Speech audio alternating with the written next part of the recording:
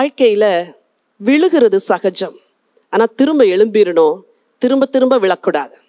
அநேக வாலிபர்கள் திரும்ப திரும்ப திரும்ப திரும்ப ஒரு பெண்ணை ஒரு வருஷம் லவ் பண்ணுறது, அப்புறம் அடுத்த வருஷம் இன்னொரு பெண்ணை லவ் பண்ணுறது, அப்புறம் அடுத்த வருஷத்தில் 3 மாதத்தில் இன்னொரு கேர்ள் பின்னாடி போகிறது. பாய்ஸ் மட்டும் இல்லை, கேர்ள்ஸ் கூட அப்படி தான். ஒரு பையன் பின்னாடி கொஞ்ச நாள் போகிறது. ஏன் இதை பேசுகிறேன்னு எனக்கு தெரியல. என் அன்பு வாலிப பிள்ளைங்களே, வாழ்க்கையில் நீ ஒரு முறை விழுந்துட்டா எழும்பிரு. திரும்ப விழாத, விழவே கூடாதுன்னு தீர்மானம் பண்ணு. ஆண்டவருக்காக நான் வைராக்கியமாக வாழுவேன் அப்படின்னு டிசைட் பண்ணு. God will strengthen you. இந்த சின்ன வசனத்தை ஏன் எழுதி வச்சாருன்னா, நமக்கு பாடமாக எழுதி வச்சார். அவன் விழுந்தான், திரும்ப விழவே இல்லை. நீ விழுந்த, திரும்ப விழாத. ஆண்டவர்கிட்ட வந்து மன்னிப்பு கேட்டுட்டு எனக்கு பலன் தாங்கன்ட்டு திரும்ப ஓடு. பழச பிசாசு ஞாபகப்படுத்துவான். நீ சொல்லணும், இட் இஸ் ஃபர்கிவன். ஆண்டவர் மன்னிச்சிட்டாரு, சமுத்திரத்தின் ஆழத்தில் போட்டார், முதுகுக்கு பின்னாடி போட்டார், நினைக்க மாட்டார். இங்கே இருக்கிற எல்லாருமே பெரிய நீதிமான்கள் கிடையாது. எல்லாரும் we are all human beings. வாழ்க்கையில் விழுவது சகஜம். ஆனால் விழுந்துட்டா திரும்ப விழக்கூடாதுங்கிற தீர்மானத்தோட ஓடணும். அதை தான் பரிசுத்தாவின் நமக்கு கற்று தருகிறார். இன்னைக்கு ஆண்டவற்றை நம்ம பலன் கேட்போம், கர்த்தர் நமக்கு செய்வார். இந்த அபியாவை குறித்து அவன் நல்ல ராஜா இல்லை, இது மட்டும்தான் நீங்க தெரிஞ்சுக்கணும். இவருக்கு பின்னாடி சாட்ல பாருங்க, யாரு ராஜாவாகிறார்? ஆசா ராஜாவாகிறார். 8வது வசனம் வாசிங்க. அபியாம் தன் பிதாக்களோட நித்திரை அடைந்த பின் அவனை தாவீதின் நகரத்தில் அடக்கம் பண்ணினார்கள். அவன் குமாரனாகிய ஆசா அவன் ஸ்தானத்தில் ராஜா. இப்ப யார பத்தி சொல்லுது? ஆசா அப்படின்னு ஒரு ராஜாவை பத்தி சொல்லுது. அவர் கொஞ்சம் ரொம்ப நல்ல ராஜா தான், நல்லதெல்லாம் செஞ்சாரு, இடையில கொஞ்சம் பேக் ஸ்லைட் ஆயிட்டாரு. சின்ன சின்ன காரியம் அவரை பத்தி நான் சொல்ல விரும்புறேன். 10வது வசனம் வாசிங்க. 41 வருஷம் எருசலேமில் ராஜ்யபாரம் பண்ணினார். அப்சலோமின் குமாரத்தி ஆகிய அவனுடைய தாயின் பேர் மாகாள். 11 ஆசா தன் தகப்பனாகிய தாவீதை போல் கர்த்தரின் பார்வைக்கு செம்மையானதை செய்தான். 12 அவன் லட்சையான புணர்ச்சிக்காரரை தேசத்திலிருந்து அகற்றி 13 தோப்பிலே அருவருப்பான விக்கிரகத்தை உண்டு பண்ணின தன் தாயாகிய மாகாளையும் ராஜாத்தியா இராதபடிக்கு விலக்கி விட்டான். 14 ஆசா உயிரோடு இருந்த நாளெல்லாம் அவன் இருதயம் கர்த்தரோடே உத்தமமாய் இருந்துச்சு. இந்த ராஜா நல்ல ராஜா, நல்லா கர்த்தரை சேவிச்சிட்டு இருந்தார். உங்க சார்ட் எடுத்துக்கோங்க. இந்த ஆசா ஆட்சி செஞ்ச காலத்துல அந்த பக்கம் ஒரு ராஜா இருக்கிறாரு. அவர் பேர் என்ன பேரு? ஸ்ட்ரெயிட் கோடு யார் போட்டிருக்கு? பாஷா அப்படின்னு ஒரு ராஜா. ஆசாவுக்கும் பாஷாவுக்கும் உயிரோடு இந்த நாட்கள்லாம் என்ன நடந்துச்சா? யுத்தம் நடந்துகிட்டே இருந்துச்சு. இந்த பாஷா என்ன செஞ்சாரு? திடீர்னு இங்க யூதாவுக்குள்ள வந்து ஒரு பில்டிங்கை கட்டணும், ஒரு பட்டணத்தை கட்டணும்னு கட்ட வந்தார். ஆசா நல்ல ராஜா தானே. விரோதமா ஒருத்தர் வரும்போது உடனே என்ன செய்யணும்? தேவனுடைய உதவியை ஆண்டவர் அதை ஒன்னதான் விரும்புவார் எப்பவுமே. மனுஷனை நம்புகிறது விருதா, எகிப்தியரை நம்புகிறது விருதா அப்படின்னு ஏசாயால படிச்சோம்ல. எகிப்தியர்கிட்ட சகாயத்தை தேட போறது விருதா.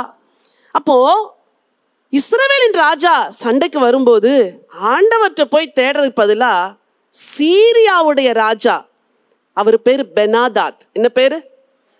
சீரியாவுடைய ராஜாவாகிய பெனாதாத்துடைய உதவியை போய் நாடுறார். உடனே அவர் வந்து இவருக்கு ஹெல்ப் பண்றாரு. ஆண்டவருக்கு ரொம்ப விசனம். அவர் வந்து இந்த மாதிரி காரியத்தெல்லாம் செஞ்சது வந்து நிறைய வெள்ளி பொண்ணு எல்லாம் தேவாலயத்தினெல்லாம் எடுத்து கொடுத்துட்டாரு அவருக்கு பரிசா. இந்த சரித்திரத்தை உள்ள வாசிக்கிறோம். சின்ன சின்னதா வாசிச்சுட்டு போய்கிட்டே இருக்க போறோம். வாசிங்க. 16 வாசிங்க. ஆசாவுக்கும் இஸ்ரவேலின் ராஜாவாகிய பாஷாவுக்கும் அவர்களுடைய நாட்களில் எல்லாம் யுத்தம் நடந்தது. இது உங்களுக்கு தெரிய வேண்டிய முதல் விஷயம். வாசிங்க அடுத்த வசனம். ஒருவரும் யூதாவின் ராஜாவாகிய ஆசாவினிடத்தில் போக்குவரத்தாய் இராதபடிக்கு இஸ்ரவேலின் ராஜாவாகிய பாஷா யூதாவுக்கு விரோதமாக வந்து ராமாவை கட்டினான். சரித்திரத்தை சொல்லுங்க.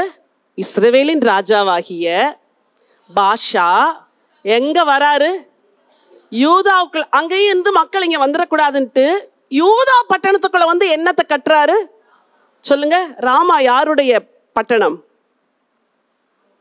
சாமுவேலுடைய ஊரு, சரியா? அப்ப அங்க வந்து யாரும் வரக்கூடாதுன்ட்டு என்ன செய்யறாங்களா? ஒரு இதை கட்டுறாரு. கோவம் வருமா வராதா? உனக்கு எதனா வேணும்னா அங்க கட்டிக்கோ, ஏன் எல்லைக்குள்ள வர? இன்னைக்கு நிறைய பேருக்கு பிரச்சனையே அதான். 6 அடி நிலத்தை எக்ஸ்ட்ராவா இன்க்ரோச் பண்ணிட்டாங்க, 2 அடி எக்ஸ்ட்ராவா வந்துட்டாங்க. இதுதான் உலகத்தில் நடந்த பிரச்சனை. இன்னைக்கும் அதான் நடக்குது. உடனே உதவிக்காக யாரை நாடுகிறார் அதுவும் உங்களுக்கு தெரியணும். கொஞ்சம் வாசிங்க. அடுத்த வசனம் வாசிங்க. அப்பொழுது ஆசா கர்த்தருடைய ஆலயத்தின் பொக்கிஷங்களில் மீதியான எல்லா ஏன் மீதியானன்னு போட்டிருக்கு? ஏற்கனவே வந்து சீஷாக்கு பாதியை தூக்கிட்டு போயிட்டாரு. இப்ப கொஞ்ச நஞ்சம் ஏன் இருக்குது, இதையும் தூக்கி கொடுத்துடலான்ட்டு மீதியான பொக்கிஷங்களில் வெள்ளி பொன்னையும் ராஜாவின் அரண்மனையின் பொக்கிஷங்களையும் எடுத்து அவைகளை தன் ஊழியக்காரர் கையிலே தமஸ்குவில் வாசமாயிருக்கிற எசியோனின் மகனாகிய தப்ரிமோனின் குமாரன் பெனாதாத் என்னும் சீரியாவின் ராஜா. ரொம்பலாம் தெரிய வேண்டாம். சீரியாவின் ராஜாவாகிய பெனாதாத் சொல்லுங்க பார்க்கலாம். உதவி கேட்டது யாரு? ஆசா. யாருக்கு விரோதமா கேட்டாரு? பாஷா. அவர் வந்தாரு, ஹெல்ப் பண்ணாரு, இங்க எல்லாம் விக்டரி எல்லாம் ஆயிடுச்சு. ஆனா ஆண்டவருக்கு அதுல ரொம்ப வருத்தம். வாசிக்கலாம், இன்னொரு வசனம் வாசிக்கலாம். 24. ஆசா தன் பிதாக்களோட நித்திரை அடைந்த பின் தன் தகப்பனாகிய தாவீதின் நகரத்திலே தன் பிதாக்கள் அண்டையில் அடக்கம் பண்ணப்பட்டான். அவ்வளவுதான், அவருடைய சரித்திரம் முடிஞ்சிருச்சு. ஆசாவுடைய சரித்திரம். அடுத்த வசனம். யூதாவின் ராஜாவாகிய ஷார்ட் எடுத்துக்கோங்க. யூதாவின் ராஜாவாகிய ஆசாவின் 2ஆம் வருஷத்திலே. சரி, ஆரோ மார்க் போகுதா? ஆசாவுடைய 2வது வருஷத்துல யெரொபெயாமின் குமாரனாகிய நாதாப் இஸ்ரவேலின் மேல் ராஜாவாகி 2 வருஷம் இஸ்ரவேலின் மேல் ராஜ்யபாரம் பண்ணினான். ஷார்ட்ட பார்த்து சொல்லுங்க பார்க்கலாம். நீங்க சொல்லணும் இப்போ. யூதாவின் ராஜாவாகிய ஆசாவின் 2ஆம் வருஷத்திலே பார்த்துதானே சொல்றேன். இதுக்கு இவ்வளோ கஷ்டப்படுறீங்க. யூதாவின் ராஜாவாகிய ஆசாவுடைய 2வது வருஷத்துல இஸ்ரவேலின் ராஜாவாகிய யெரொபெயாமின் குமாரன் நாதாப் என்ன செஞ்சா? ராஜாவானா. ஆசாவுக்கு பிறகு யார் ராஜா? சின்ன செய்தி. அடுத்து இன்னொரு வசனத்தை வாசிச்சிருங்க பார்க்கலாம். 28. பாஷா யூதாவின் ராஜாவாகிய ஆசாவின் 3ஆம் வருஷத்திலே அவனை கொன்று போட்ட பின் அவன் ஸ்தானத்தில் ராஜா. இதை ஏற்கனவே படிச்சோம். 33 வாசிங்க. யூதாவின் ராஜாவாகிய ஆசாவின் 3ஆம் வருஷத்திலே சார்ட்ல பாருங்க, ஸ்ட்ரெயிட் ஏரோ இருக்குதுல. 3ஆம் வருஷத்திலே அகியாவின் குமாரனாகிய பாஷா இஸ்ரவேல் அனைத்தின் மேலும் திர்சாவிலே ராஜாவாகி. சரி, இனிமே நீங்க இந்த கிங்ஸ் புக்கை இந்த 12வது அதிகாரத்துக்கு பின்னாடி படிக்கும்போது இது இல்லாம படிக்க கூடாது. உங்களுக்கு புரியாது. இதை வச்சு படிங்க. இங்க ரெகோபெயாமை பத்தி சொல்லுது, அபியாமை பத்தி சொல்லுது, ஆசாவை பத்தி சொல்லுது, யோசபாத்தை பத்தி சொல்லுது, யோராமை பத்தி சொல்லுது. சாப்டர் பை சாப்டரா தான் இருக்குது. ஆனா உள்ள ஒவ்வொரு ராஜாவை பத்தி துண்டு துண்டா செய்தி இருக்குது. இடையில இந்த லிங்க் பண்ற ஹிஸ்டரி உள்ள இருக்குது. அதை படிக்கிறதுக்கு தான் உங்களுக்கு இந்த சார்ட். சரியா? ஸோ அந்த இடையில இப்படி யூதாவின் ராஜாவாகி ஆசாவின் 2ஆம் வருஷத்துல இஸ்ரவேலின் ராஜா அப்படின்னு வந்தாலே உடனே சார்ட்டை கையில வச்சுக்கோங்க. அப்படி படிச்சாதான் உங்களுக்கு புரியும். சரிதானா? சரி, அப்போ இந்த சாப்டர்ல சுருக்கமா சொல்லணும்னா 5 செய்தி உள்ள இருக்குது. அபியாவின் வியாதியும் மரணமும், யெரொபெயாமுடைய ராஜ்ய பாரத்தை பத்தி உள்ள படிக்கிறோம். நாதாப் அபியாம் ராஜாவாகிறத பத்தி 29லேருந்து 31 வரை படிக்கிறோம். யூதாவின் பாவம், சீஷாக்கின் படையெடுப்பு, இதை குறித்து படிக்கிறோம். ரெகோபெயாமின் ராஜ்யபார காலத்தை குறித்து படிக்கிறோம். முக்கியமாக ரெகோபெயாம், யெரொபெயாம் இவங்க 2 பேரை பற்றி படிக்கிறோம். நாதாப் அபியாம் இவங்க இடையில ராஜாவா வரதை குறித்து சின்னதாக சொல்லியிருக்குது. ஸோ சாப்டர் 14ல் 4 கிங்ஸை பற்றி சொல்லியிருக்குது. யெரொபெயாம், ரெகோபெயாம், நாதாப், அபியாம். அவ்வளோதான். நல்லவங்களா கெட்டவங்களா, என்ன செஞ்சாங்க, அவங்க நாட்களில் என்ன நடந்துச்சு, இதுதான் சாப்டர்ல இருக்கிற செய்தி. போலாமா அடுத்த சாப்டர்? அதிகாரம் 15. இந்த சாப்டரும் நான் சொன்னேன் ஜஸ்ட் ஹிஸ்டரி தான் இருக்கும். உங்களுக்கு ஜஸ்ட் நேம் தெரிஞ்சா போதும்னு சொன்னேன். இதில் ரொம்ப விழுந்து ரெவலேஷன்லாம் தேடாதீங்க. அபியாம் ராஜா வாராரு, நம்பர் 1 செய்தி. நம்பர் 2 ஆசா ராஜா வாராரு, இது 15th சாப்டர்ல இருக்குது. நம்பர் 3 யோசபாத் ராஜா வாராரு, யூதாவின் ராஜா. நம்பர் 4 நாதாப் இஸ்ரவேலின் ராஜா. சில சமயம் செய்தியை முன்னும் பின்னுமா பைபிள்ல எழுதி வச்சதுனால உங்களுக்கு கன்ஃபியூஷன் ஆயிடக்கூடாது. அங்கேயே நாதாப் வந்தாரு, இங்க நாதாப் வந்தாருன்னு யோசிக்க கூடாது. ஜஸ்ட் நீங்க கோ த்ரூ பண்ணிக்கோங்க. பாஷா ராஜா வாராரு. எத்தனை ராஜாக்களை குறித்து இந்த சாப்டர் சொல்லுது? அபியாம், ஆசா, யோசபாத், நாதாப், பாஷா. இதுல இஸ்ரவேலின் ராஜாக்கள் இருக்கிறாங்க, யூதா ராஜாக்கள் இருக்கிறாங்க. யூதா ராஜாக்களுக்கு யூன் போட்டிருக்குது, இஸ்ரவேலின் ராஜாக்கு ஈன் போட்டிருக்குது. ஸோ உங்களுக்கு ஈஸியாக படிச்சுக்குவீங்க. இன்னும் ஒரு சாப்டர் இருக்குது, ரொம்ப சுருக்கமாக அந்த சாப்டரை உங்களுக்கு சொல்லலாம்னு நினைக்கிறேன். எழுதிட்டீங்களா? சாப்டர் 16. இதில் ரொம்ப ஆவிக்குரிய சத்தியங்கள்லாம் இருக்காது, பட் ஹிஸ்ட்ரி இருக்குது. ஹிஸ்ட்ரி தெரியணும் உங்களுக்கு. சும்மா அந்த சாப்டர்லாம் ஸ்கிப் பண்ணிட்டுலாம் போகக்கூடாது. இனிமேல் நீங்கள் படிக்கும்போது வரிசையாக எழுதி சார்ட்டை வச்சு உங்கள் டைரியை வச்சு அழகாக படித்து புரிஞ்சு இந்த சாப்டர்ஸை நீங்கள் கோ த்ரூ பண்ணணும். அதிகாரம் 16 முதல் வசனம் வாசிக்கலாமா? பாஷாவுக்கு விரோதமாக கர்த்தருடைய வார்த்தை ஆனானியின் குமாரனாகிய யெகூவுக்கு உண்டாயிற்று.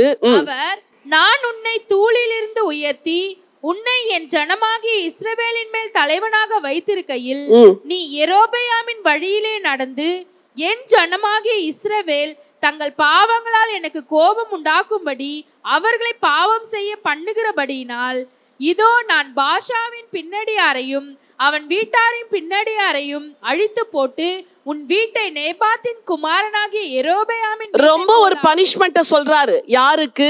பாஷா அப்படிங்கிற ஒரு ராஜாக்கு. என்ன சொல்றாரு? உன்னை தூள்ல இருந்து நான் தூக்குனேன், கீழே இருந்து உன்னை எடுத்தேன். நீ ராஜாவா வந்த பிறகு கொஞ்சம் கூட என்ன செய்யல, கனம் பண்ணல, என் வழியில நடக்கல அப்படின்ட்டு ரொம்ப சிவியர் பனிஷ்மெண்ட், ஜட்ஜ்மெண்ட்டை பாஷாவுடைய குடும்பத்துக்கு சொல்லுவார். ஆண்டவருடைய ஜட்ஜ்மெண்ட் அவரை நோக்கி வருது. வாசிங்க, 4வது வசனம் வாசிங்க.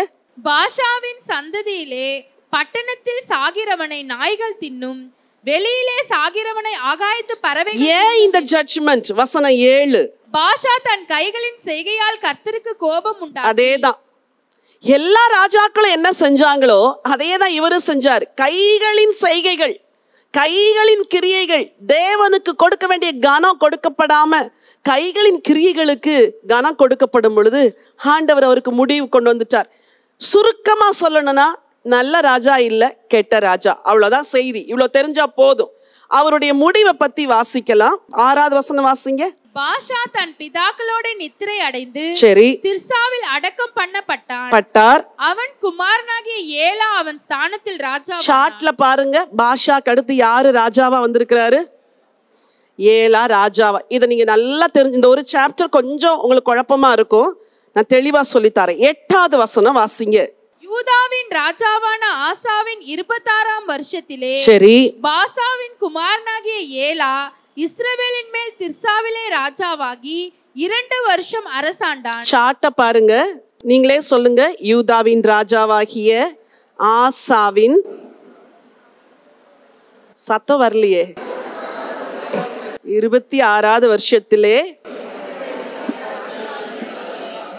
பாஷாவின் குமாரனாகிய ஏலா இஸ்ரவேலின் மேல் ராஜாவாகி எத்தனை வருஷம் அரசாண்டார்?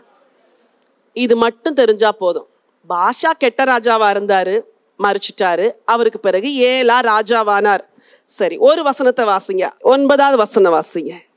ரதங்களில் பாதி பங்குக்கு தலைவனாகிய சிம்ரி என்னும் அவன் ஊழியக்காரன் அவனுக்கு விரோதமாய் கட்டுப்பாடு பண்ணி அவன் திர்சாவிலே அவ்விடத்து அரண்மனை உக்ரானக்காரன் ஆகிய அர்சாவின் வீட்டிலே குடித்து வெறி கொண்டிருக்கையில். இந்த ஏலா நல்ல ராஜா கிடையாது, கெட்ட ராஜா. அரண்மனையில குடிச்சுக்கிட்டு இருக்கும்போது இன்னொருத்தன் வரான். சாட்ல அவன் பேர் என்னன்னு பாருங்க, சிம்ரி. அரண்மனையில வந்து இவனை வெட்டி கொலை செஞ்சுட்டான். அந்த வசனம் அப்படிதான் நம்ம சொல்லுது. வாசிச்சு முடிங்க. சிம்ரி உள்ளே புகுந்து சரி யூதாவின் ராஜாவாகிய ஆசாவின் 27ஆம் வருஷத்தில் சரி அவனை வெட்டி கொன்று போட்டு அவன் ஸ்தானத்தில் ராஜாவானான். இவன் வந்து ராஜாவானா பாருங்க. அவனை கொலை செஞ்சது மட்டும் இல்ல, அடுத்த வசனம் வாசிங்க. அவன் ராஜாவாகி சிங்காசனத்தில் மேல் உட்கார்ந்த போது அவன் பாஷாவின் வீட்டாரை எல்லாம் வெட்டி. ஆண்டவர் சொன்னார்ல, உன் வீட்டுல எல்லாரும் சாவாங்க அப்படின்ட்டு. இந்த சிம்ரி வந்து ஏலாவை கொலை செஞ்சா, பாஷாவுடைய சந்ததி எல்லாத்தையும் கொலை செஞ்சார். இவர் எத்தனை வருஷம் ஆட்சி செஞ்சாரு? 15வது வசனம் வாசிங்க. யூதாவின் ராஜாவாகிய ஆசாவின் 27ஆம் வருஷத்திலே சிம்ரி திர்சாவிலே 7 நாள் ராஜாவா. எத்தனை நாள் ராஜாவானாரு? 7 days. இப்ப இருக்கிற மாதிரி இருக்குது இல்ல? அப்ப கூட அப்படித்தான் இருந்திருக்குது, 7 நாளா. சரி, பாஷா மறிச்சிட்டாரு. பாஷாவுக்கு அடுத்து ஏலா மறிச்சிட்டாரு. ஏலாவை கொலை செஞ்சது சிம்ரி. சிம்ரி ஆட்சி செய்யறாரு. எத்தனை நாள் தான்? Just 7 days. அவருக்கு என்ன நடந்துச்சு அப்படின்னு சொல்லி பின்னாடி நம்ம வாசிக்கலாம். 16வது வசனம் வாசிங்க. சிம்ரி கட்டுப்பாடு பண்ணி ராஜாவை கொன்று போட்டான் என்பதை அங்கே பாளையம் இறங்கின இஸ்ரவேல் ஜனங்கள் ஒரு இடத்துக்கு யுத்தத்துக்கு போயிருக்கிறாங்க. அந்த டைம்ல இது நடக்குது. பாளையம் இறங்கின ஜனங்களுக்கு சிம்ரி ராஜாவை கொன்னுட்டான் அப்படின்னு நியூஸ் கேட்ட உடனே, கட்டுப்பாடு அப்படின்னு பைபிள்ல பல இடத்துல படிப்போம். அந்த வேர்டுக்கு அர்த்தம் என்னன்னா, நம்ம போய் இவனை கொலை செய்யாம புசிக்கவும் மாட்டோம், குடிக்கவும் மாட்டோம் அப்படின்னு ஒரு சபதம் எடுப்பாங்க. புதிய ஏற்பாட்டில் அப்படி ஒருத்தரை கொலை செய்ய சபதம் எடுத்தாங்க. யாரை கொலை செய்ய? பவுலை கொலை செய்ய சபதம். கட்டுப்பாடுனாலே கொல்லாம விட மாட்டோம், அதான் கட்டுப்பாடு. அப்போ ராஜாவை கொலை செஞ்சுட்டான் சிம்ரி அப்படின்ன உடனே ஒரு கூட்டம் அவனுக்கு விரோதமா கட்டுப்பாடு பண்ணிட்டு யுத்தத்துக்கு போயிருந்த கூட்டம் வருது. வாசிங்க அந்த வசனத்தை. சிம்ரி கட்டுப்பாடு பண்ணி ராஜாவை கொன்று போட்டான் என்பதை அங்கே பாளையம் இறங்கின ஜனங்கள் கேட்டபோது இஸ்ரவேலர் எல்லாம் அந்நாளில் தானே பாளையத்திலே படைத்தலைவனாகிய உம்ரியை இஸ்ரவேல் மேல் ராஜாவாக்கினார்கள். இவர் இங்க ராஜாவான உடனே இவன் ராஜாவாக கூட படைத்தளபதி ஒருத்தனை அவங்க என்ன செஞ்சுட்டாங்க? ராஜாவாக்கிட்டாங்க. அவர் பேர் என்னது சொல்லுங்க, புரியுதா? சிம்ரி இங்க ராஜாவாக்கிட்டாரு, அங்க உம்ரிய ராஜாவாக்குறாங்க. இப்ப வாசிங்க அடுத்த வசனம். அப்பொழுது உம்ரியும் அவனோட கூட இஸ்ரவேல் அனைத்தும் கிபெத்தோனில் இருந்து வந்து திர்சாவை முற்றுகை போட்டார்கள். பட்டணம் பிடிப்பட்டதை சிம்ரி கண்டபோது அவன் ராஜாவின் வீடாகிய அரண்மனைக்குள் பிரவேசித்து தான் இருக்கிற ராஜ அரண்மனையை தீ கொளுத்தி அதிலே செத்தான். நல்லா கவனிங்க, உங்க சார்ட்டை பாருங்க. சிம்ரி மேல கை வச்சுக்கோங்க. 7 days தான் ராஜாவா இருந்தாரு. சிம்ரி ராஜாவாயிட்டாருன்னு அங்க உம்ரிய எல்லாரும் ராஜாவாக்குறாங்க. அதுக்கடையில அங்க ஒரு டிவிஷன் வருது. பக்கத்துல ஒரு பேர் இருக்குது. அது என்ன பேரு? திப்னி. இன்னொருத்தனும் தன்னை ராஜாவாக்கிட்டானா. ஆனா திப்னி நிக்கல, உம்ரி தான் நின்னாரு. எங்கேயோ படிக்கிற மாதிரி இருக்குது இல்ல? இது பைபிள்ல படிச்சதே இல்லையா அப்படின்னு நீங்க ஒரு சிலர் நினைக்கிறீங்க. புரியுது, இது பைபிள்ல தான் இருக்குது. நம்ம பைபிளை எடுத்த நாள்ல இருந்து இது பைபிள்ல தான் இருக்குது. நம்ம ஸ்கிப் பண்ணிட்டு ஓடுறதுனால நமக்கு தெரியல. சரி, இப்போ திப்னியும் ராஜாவாக்கிட்டான், உம்ரியும் தன்னை ராஜான்னு சொல்றான். ஆனா உம்ரி தான் நிலைச்சு நின்னா அப்படின்னு சொல்லி நம்ம வாசிக்கிறோம். இந்த உம்ரிக்கு என்ன நடந்துச்சு வாசிக்கலாம். 23வது வசனம் வாசிங்க. யூதாவின் ராஜாவாகிய ஆசாவின் 31ஆம் வருஷத்தில், ஷார்ட்ல பாக்குறீங்களா? யூதாவின் ராஜாவாகிய ஆசாவின் 31ஆம் வருஷத்திலே உம்ரி இஸ்ரவேல் மேல் ராஜாவாகி சரி 12 வருஷம் ராஜ்யபாரம் பண்ணினார். யாரு ராஜாவானார்? ஆரோ மார்க் எங்க போகுது? உம்ரி ராஜாவானார். எத்தனை வருஷம் ஆட்சி செஞ்சார்? சரி, அவர் எப்படி மரிக்கிறாரு? 28வது வசனம். உம்ரி தன் பிதாக்களோட நித்திரை அடைந்து சமாரியாவிலே அடக்கம் பண்ணப்பட்டான். அவன் குமாரனாகிய ஆகாப் அவன் ஸ்தானத்தில் ராஜாவானான். அடுத்த வசனம். யூதாவின் ராஜாவாகிய, சார்ட்ல பாருங்க, யூதாவின் ராஜாவாகிய ஆசாவின் 38ஆம் வருஷத்தில் உம்ரியின் குமாரனாகிய ஆகாப் இஸ்ரவேலின் மேல் ராஜாவாகி சமாரியாவில் இஸ்ரவேலின் மேல் 22 வருஷம் ராஜ்யபாரம் பண்ணினான். நல்லா கவனிங்க, இந்த சாப்டர்ல என்ன சொல்லுதுன்னா, சார்ட்ட பாருங்க. பாஷாவுக்கு பிறகு ஏலா ராஜாவானான். ஏலாவை சிம்ரி கொலை செய்து ராஜாவானான். சிம்ரி ராஜாவான உடனே உம்ரியை பாளையத்தில் ராஜாவாக்குனாங்க. நியூஸ் கேட்ட உடனே சிம்ரி தீ கொளுத்தி செத்து போயிட்டான். உம்ரி நிலைத்து நின்னான். உம்ரிக்கு பிறகு ஆகாப் ராஜாவானார். இதுதான் செய்தி. ஒன்றும் இல்லை, இத்தனை பேரும் ராஜாவானாங்க. அதான் அந்த சாப்டர் 16ல இருக்குது. ஸோ சாப்டர் 15ம் சாப்டர் 16ம் அடுத்தடுத்து ராஜாக்கள் எப்படி வந்தாங்க, நிலையில்லாத ராஜ்யம், நிலைவரம் இல்லாத ஆட்சி எப்படி நடந்துச்சுன்னு சொல்லுது. அதான் இந்த சாப்டர் 15லையும் 16லையும் இருக்கிற செய்தி. ஸோ அதிகாரம் 16 உங்களுக்கு 4 செய்தியை சொல்லுது. இஸ்ரவேல்ல யாரெல்லாம் ராஜாவானா இதான் செய்தி. திப்னி உம்ரி 2 வகுப்பா பிரிஞ்சதை சொல்லுது. உம்ரி ராஜாவானதை சொல்லுது. ஆகாப் ராஜாவாகிறத சொல்லுது. எரிகோவை ஒரு சின்ன சம்பவம் அதுல சொல்லப்பட்டிருக்குது. அதை நான் உங்களுக்கு சொல்லித்தான் முடிக்கணும். 16ஆம் அதிகாரம் 34 வாசிங்க.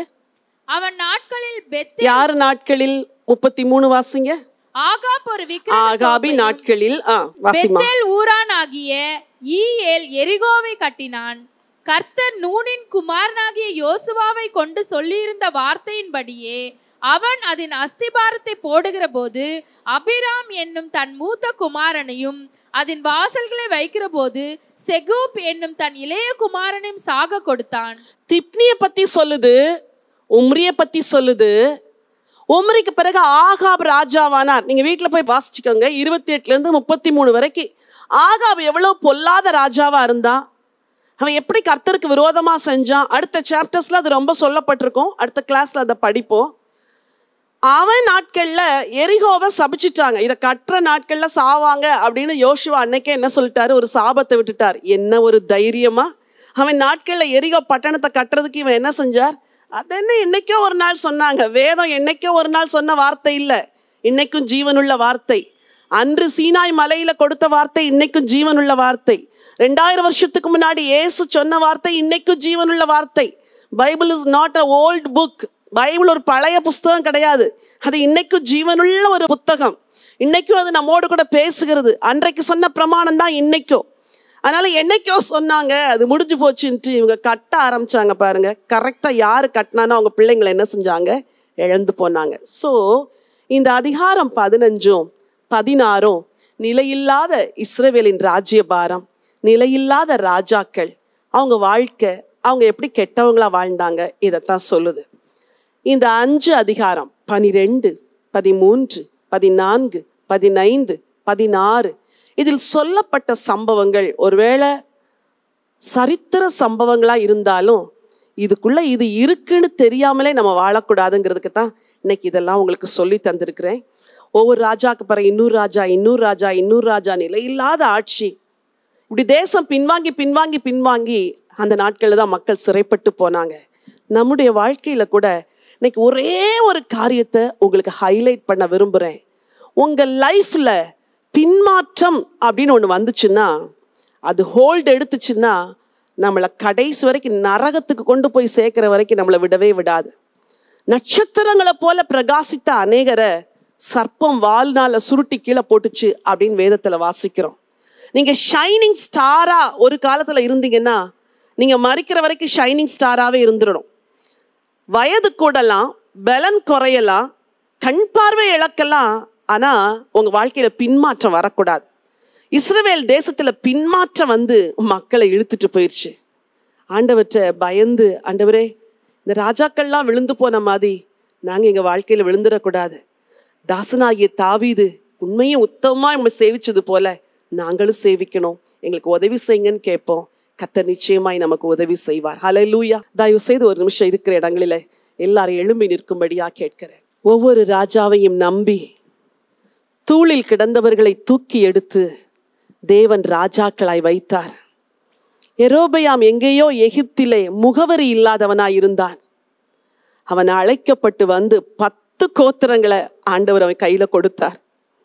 ஆனால் தன் கையில் உயர்வும் மேன்மையும் வந்தவுடன் எந்த தேவன் தன்னை ராஜாவாக்கினாரோ அந்த தேவனுக்கு விரோதமாகவே பெத்தேலிலும் தானிலும் கன்றுக்குட்டிகளை உண்டு பண்ணினது மட்டுமல்லாமல் ஜனங்கள் அந்த கன்றுக்குட்டிகளை வணங்கும்படி செய்தான்.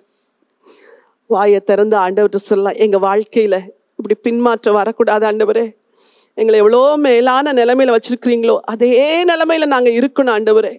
ஒவ்வொரு கணவனும் உங்க மனைவிக்காய் ஜெபம் பண்ணுங்க, ஒவ்வொரு மனைவி உங்க கணவனுக்காய் ஜெபம் பண்ணுங்க, பெற்றோர் உங்க பிள்ளைகளுக்காய் ஜெபம் பண்ணுங்க, பிள்ளைகள் உங்கள் பெற்றோருக்காய் உடன் பிறந்தோருக்காய் ஜெபம் பண்ணுங்க, உங்க நெருங்கின குடும்பங்களுக்காய் ஜெபம் பண்ணுங்க, உங்கள் சகோதரன் சகோதரி மைத்துனர் எல்லாருக்காக ஆண்டவரே என் குடும்பத்துல ஒருத்தர் கூட பின்வாங்கிடக்கூடாது ஆண்டவரே. the spirit of backsliding எங்க ஃபேமிலியில யாருக்குள்ளேயும் வந்துடவே கூடாது ஆண்டவரே. இவ்வளோ மேன்மையா உயர்த்தினீங்க, ஆனா அதே தேவனுக்கு விரோதமாய் குதிகாலை தூக்கின யெரொபெயாமை போல நாங்க வாழக்கூடாது ஆண்டவரே. பலி செலுத்துவது ஆசாரியனுக்குரியது என்று தெரிந்தோ துணிகரமாய் போய் பலி செலுத்தினது போல நாங்க செஞ்சிடக்கூடாது ஆண்டவரே. எங்களுக்கு உதவி செய்யுங்க ஆண்டவரே. ஆண்டவரே, உண்மையற்ற ராஜாக்கள் ஆண்டவரே, உம்மை சேவிக்காத ராஜாக்கள், உமக்கு விரோதமாய் வாழ்ந்த ராஜாக்கள், மனுஷனை நம்பின ஆசா, இதை போலலாம் நாங்க வாழாதபடிக்கு தெய்வமே எங்களை நேசிச்சு எங்களுக்கு வாழ்வு கொடுத்து எங்களுக்கு ஜீவனை கொடுத்து எங்களை ஆதரித்து வழி நடத்துகிற உங்களுக்கு பிரியமாய் வாழ சாகர வரைக்கும் நாங்க பின்வாங்காம வாழுக ஒரு கிருபையை தாங்கப்பா. சபையின் மேல அந்த கிருபையை வைங்கப்பா. சபையின் மேல அந்த கிருபை வைங்க. சபையின் குடும்பத்தின் மேல அந்த கிருபையை வைங்க.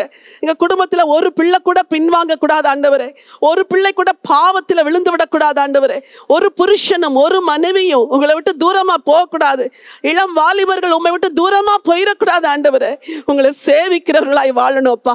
தாவீது அந்த உரியாவின் மனைவியாகிய ஒரு விஷயத்தை தவிர மீதி எல்லாவற்றிலும் உத்தமனா இருந்தது போல நாங்க ஆண்டவரே உமக்கு பார்வைக்கு உத்தமர்களாய் வாழ எங்களுக்கு கிருபை தரும்படியா ஜெபிக்கிறேன். திருச்சபையை ஆசீர்வதிங்க ஆண்டவரே. ஒரு பரிசுத்த வைராக்கியத்தை சபையில ஊற்றுங்க ஆண்டவரே. தேவனுக்காய் வாழ வேண்டும் என்ற வைராக்கியம் சபையில ஊற்றப்படுவதாக உம்முடைய அபிஷேகத்தை ஊற்றுங்க ஆண்டவரே. இவர்களை நிலைநிறுத்துகிற அபிஷேகம், கடைசி வரைக்கும் அழைத்து செல்கிற அபிஷேகம், பின்வாங்காத அபிஷேகம் ஒவ்வொருவர் மேலும் ஊற்றப்படுவதாக கர்த்தருடைய கரம் இறங்கட்டும் என்று சொல்லி நான் ஜெபிக்கிறேன் ஆண்டவரே. திருச்சபை உம்முடைய வருகைக்கு ஆயத்தப்படுத்துங்க. மணவாட்டி சபை உம்முடைய வருகையில எடுத்துக்கொள்ளணும் ஆண்டவரே. ஒருவர் கூட கைவிடப்படக்கூடாது. ஒருவர் கூட பின்வாங்கி விடக்கூடாது. கர்த்தர் முழு சபையும் உம்முடைய வருகையில சேர்த்து கொள்ளும்படியாய் இந்த நாட்களில் ஆயத்தப்படுத்தும்படியாய் ஜெபிக்கிறோம். வியாதி உள்ளோரை சுகப்படுத்துங்க. பலவீனரை பலப்படுத்துங்க. கடன்கள் எல்லாம் அடையட்டும். தேவைகள் எல்லாம் சந்திக்கப்படட்டும் என்று சொல்லி ஜெபிக்கிறேன். தாழ்த்தி உம்முடைய கரத்தில் ஒப்புக் கொடுக்கிறேன். மீட்பெரும் இரட்சகருமாம் இயேசு கிறிஸ்துவின் நாமத்தில் வேண்டிக் கொள்கிறோம் ஜீவனுள்ள நல்ல பிதாவே. ஆமென்.